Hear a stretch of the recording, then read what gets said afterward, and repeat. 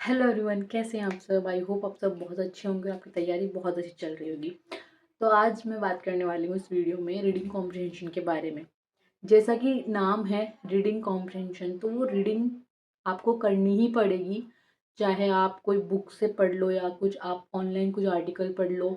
जैसे आपको क्रिकेट में इंटरेस्ट है तो आप क्रिकेटर्स के बारे में कुछ पढ़ लो, या फिर न्यूज़ में क्रिकेट की ही न्यूज़ पढ़ लो, या फिर आपको किसी और चीज़ में इंटरेस्ट है, किसी भी गेम में या फिर किसी भी चीज़ में आपको इंटरेस्ट है, तो उसको इंग्लिश में आप पढ़ो। खुद से कॉम्प्रिहेंड करने की कोशिश करो कि इसमें क्या बोला गया है, क्या नहीं बोला गया है। शुरू-शुरू में आपको बहुत दिक्कत करेगी वो चीज़ें, आपको समझ ही नहीं आएगी। लेकिन जब आप पढ़ना स्टार्ट करोगे ना, तो धीरे-धीरे आपको इम्प्रूवमेंट ज़रूर देखने को मिलेगा। हर चीज़ शुरू में मुश्किल लगती है, लेकिन धीरे-धीरे वो हम जिस चीज़ के ऊपर काम करते हैं ना, वो हमें धीरे-धीरे आसान लगने लग जाती है एंड मेहनत करने से हर चीज़ मुमकिन हो जाती है। जब तक हम उस पर प्रैक्टिस नहीं करते, मेहनत नहीं करते, तब तक हमें वो चीज़ डिफ़िकल्टी लगेगी।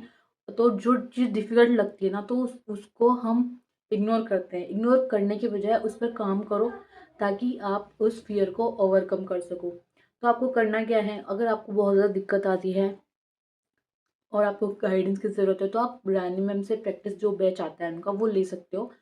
वो इतना डिटेल से समझाते हैं ना, उसमें आपको एक बार वो बैच कंप्लीट करने के बाद अब बिल्कुल भी दिक्कत नहीं आएगी, आप अगर ईमानदारी से प्रैक्टिस करोगे तो।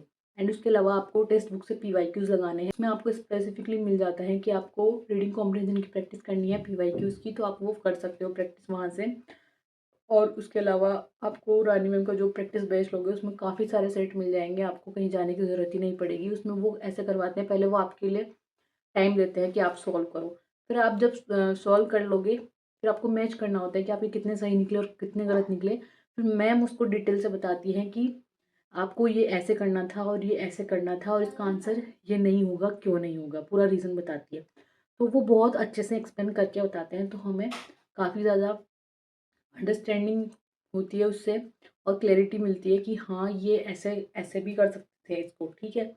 और जो पैसेज का हो गया, पीक्यूआरएस का भी ऐसे ही है। पीक्यूआरएस में भी बहुत सारी चीज़ें होती है, बहुत सारी उसमें हमें ट्रिक याद करनी होती है कि इस पर्टिकुलर वर्ड से अगर स्टार्टिंग है तो ये वाला स्टार्ट शुरू नहीं होगा, जैसे हावेवर, मोर ओवर और फर्दर मोर हैं या दिस हैं, इट हैं, प्रोनाउन से स्टार्ट नहीं होगा। तो आपको वो धीरे-धीरे प्रैक्टिस करोगे ना आप, तो समझ में आएगा, और टीचर के साथ प्रैक्टिस करोगे तो वो बहुत अच्छे से समझ में आएगा, क्योंकि वो हर चीज़ को बहुत डिटेल में एक्सप्लेन करते हैं। तो आपके लिए वो बहुत ज़रूरी है। एक बार आपको किसी टीचर से पढ़ना ही होगा, तभी आपकी अंडरस्टैंडिंग बढ़ेगी उसमें एंड खुद से भी प्रैक्टिस करनी होगी। कुछ भी रीडिंग करो आप, ऑफलाइन बुक रीड करो या फिर ऑनलाइन कुछ भी पढ़ लो, लेकिन इंग्लिश में पढ़ने की कोशिश करो। और अब आप अपना इंटरेस्टिंग टॉपिक लोगे ना, अगर आपको जो भी चीज़ में इंटरेस्ट है वो पढ़ने की कोशिश करोगे, तो आपको खुद से ऐसा लगेगा कि हाँ, इसमें क्या दिया गया है, समझने की कोशिश करोगे। लेकिन अगर आपको इंटरेस्ट नहीं है और आप ज़बरदस्ती पढ़ोगे तो आपको वैसे ही मन मर जाएगा। इसलिए जो चीज़ अच्छी लगती है उसको पढ़ो। जैसे आपको बॉलीवुड की कुछ स्टोरीज़ पढ़ना अच्छा लगता है कि क्या हो रहा है, क्या चल रहा है, तो उसको इंग्लिश में देखो, इंग्लिश में पढ़ो आप, ठीक है। खुद से मेहनत करो, प्रैक्टिस करो, टीचर के साथ भी करो, लेकिन टीचर के साथ हमें आसान लगती है चीज़ें। लेकिन जब हम खुद मेहनत करते हैं ना, तब हमें पता चलता है कि ये चीज़ टफ़ है, कितना हमें आ रहा है और कितना हमें नहीं आता, ठीक है?